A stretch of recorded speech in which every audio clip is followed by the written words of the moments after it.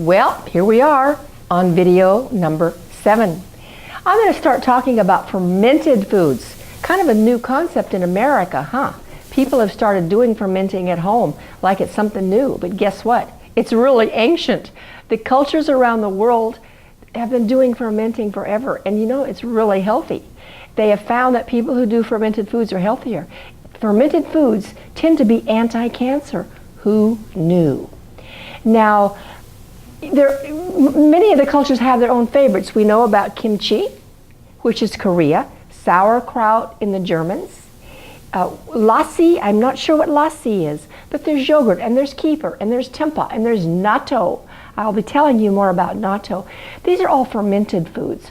Now, what happens with fermentation is it forms a natural bacteria that feeds on the sugar and the starch in the food.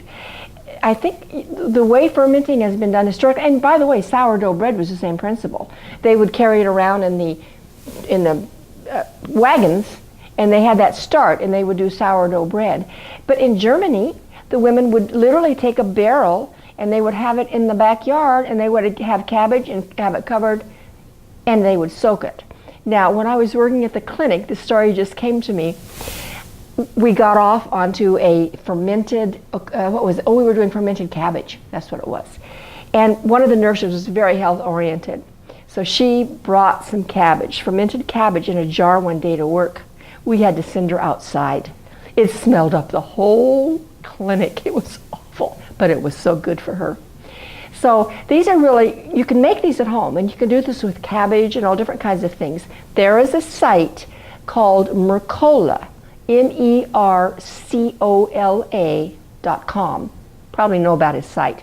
Millions and millions of people go to that for health information.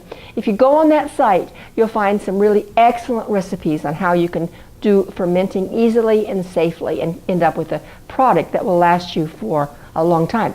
Ron, my partner, makes one of these products. I think he uses 12 or even more different vegetables, and he says it tastes better the older it gets. And he eats that, and so it's very healthy. The thing about the fermented foods is when it breaks down, what's happening is you're creating enzymes and B vitamins, even omega-3 fatty acids, and various strains of probiotics. Most of us now know about probiotics. They're the things that you can buy in the store. They're the good bacteria that are supposed to be in your intestine. Now, you can pay a lot of money and buy it in a jar, or you can do fermentation, and it's a lot cheaper. Eat these vegetables and you're going to be getting billions of the healthy bacteria. They're very digestible too, the fermented foods. There is one food, I believe it's Japan, I'm pretty sure, it's called natto. Yuck. But it is fermented soybean. It's very sticky, and when you eat it, it pulls in long strings. I believe it's native to their culture, but it's very healthy. At my convention, I am required every year to recertify, and they have talked in the past, some of the leaders in the world, about the health benefits for the heart of the product nattokinase. Nattokinase. Very, very healthy. You can actually buy it now as a supplement, and it's a fermented product. So now we're going to talk about really one of my favorite topics, herbs. I am not an herbalist, but I know some about herbs, and really herbs were part of the beginning of my journey. When I first started getting interested in natural health, I happened on a book called Herbally Yours by Penny Royal. I opened it up, and the first thing I turned to was marshmallow. I thought, well, marshmallow, that's the sugary white thing. No. I found out that marshmallow is an herb that grows. In 18th and 19th century doctors, before the pharmaceuticals, used to boil it, and it was sticky, and they would get the stickiness out, and it looked like marshmallows, kind of, when they had that, and then they would sweeten it, stir it up, and they would give it to people who had coughs to soothe their throats. That was kind of the beginning of my learning about herbs.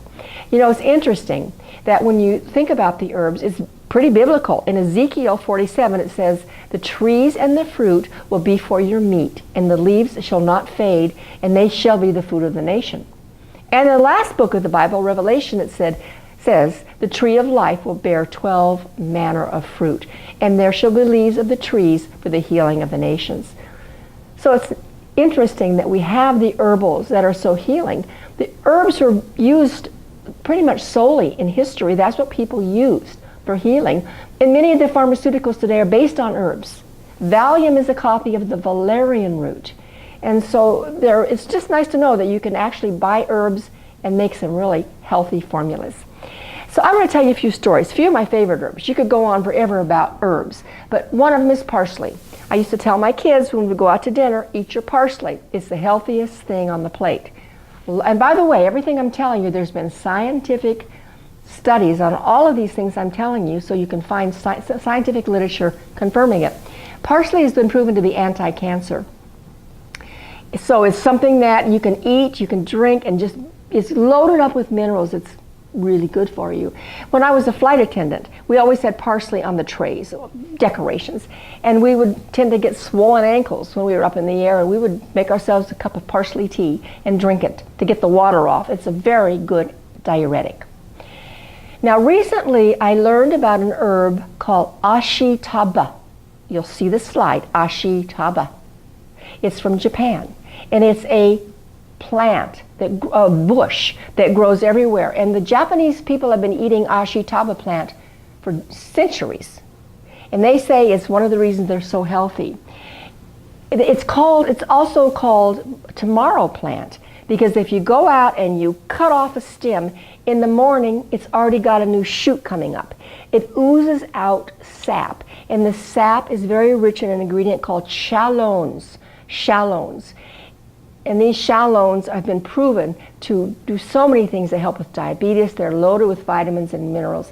Now, you're going to start seeing more of this herb in the health food stores. It's still kind of new coming, but it was kind of interesting information. Dandelions. Who knew you could go out in your yard and just pick a few dandelions? It's a good idea to do that in the spring, because dandelions are very detoxifying. You can eat them, you can put them in your salad, and just enjoy them. Cayenne. Cayenne is excellent for the heart and digestion. I just had somebody tell me that you need to be careful. He kind of overtook cayenne and had some serious stomach problems. So you want to be careful. And by the way, with all the herbs, you need to use good common sense, because they can be very strong. But cayenne is excellent for digestion. Now, and it comes from the cayenne pepper. I want to tell another one of my stories. When my kids were little, I used to go out to the country where there was a woman, Mrs. Yaba was her name, and she grew things organically. Her whole life she'd been an organic farmer.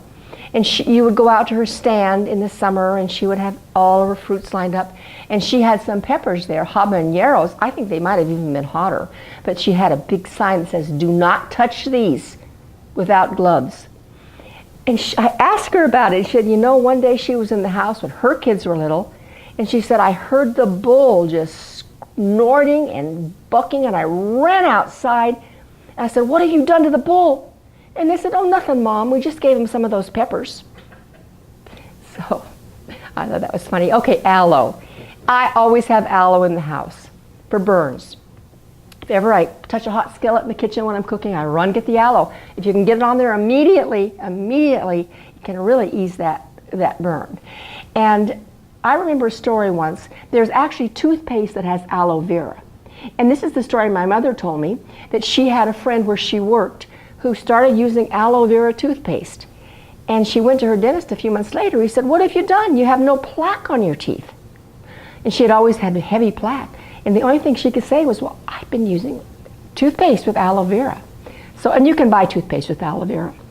Now there's one called curcumin. Curcumin comes from the turmeric plant. And curcumin is good for so many things. There is a nutritionist, well-known nutritionist, and I heard him teach one time at a seminar.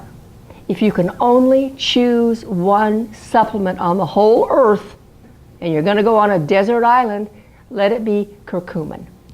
Very healthy for the heart, for all the different functions. And that comes in a capsule. Obviously, you can buy that encapsulated. Now, there's something else I want to talk about. It's called moringa. Moringa. It's another ancient tree, actually, but it's showing up now. We're seeing more and more of it in America.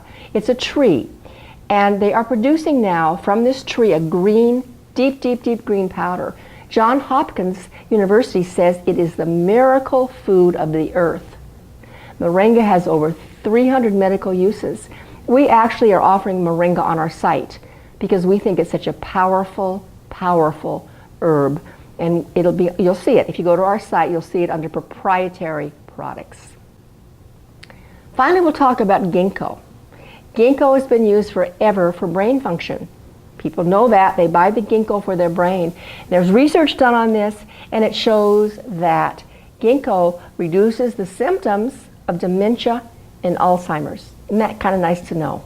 You can maybe give that to your parents if they're starting to show the signs of Alzheimer's. So that is my information today. I encourage you, if you're interested in herbs, do some reading, get a book. A great little book that I started with was, as I told you earlier, by Penny Royal. It's called Herbally Yours. There's just so much to learn out there. And if you're serious about what you're learning, you know what? You need to start reading. Become a student. Start to learn. And then you can go and you can teach others. And that is what our calling is to do, is to help others. One last reminder, don't forget we have the book. Workbooks go with this. I have diets. The video series that you're seeing is going to be for sale. It's going to be available with a workbook, so if you want to offer it at your PTA or a Bible study or neighborhood, it's a 10-week workbook study. Weekly you can do that. And there's also a book, Juice to Lose, an ebook. So these are all available on our website, and you'll see the website on the screen. Okay, good talking to you. I'll look forward to seeing you in the next video.